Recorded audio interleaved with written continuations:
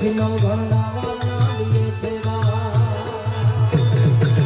એ તેદી ચકલી ગણી